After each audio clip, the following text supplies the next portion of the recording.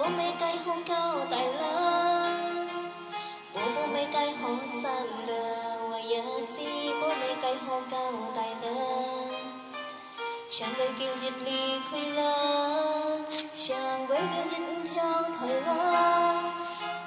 và sẽ theo kiên dịch là ai trong cho ta sẽ thương xin không biết ai giờ si nan sẽ theo chi theo mỗi sự có ta qua lo lắng lời si đang cảm theo si chỉ thật mê mê hoa siêu tiêu anh luôn không tan kỳ lâu lời hoa ta siêu tôi luôn xin lời anh siêu tiêu hoa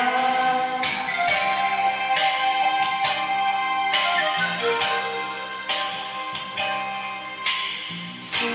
xin bố mẹ cây hoa cao tại lớn bố mẹ cây hoa san lờ nhà si bố mẹ cây hoa cao tại lớn chẳng mấy kiên dịch ly khuy lớn chẳng mấy kiên dịch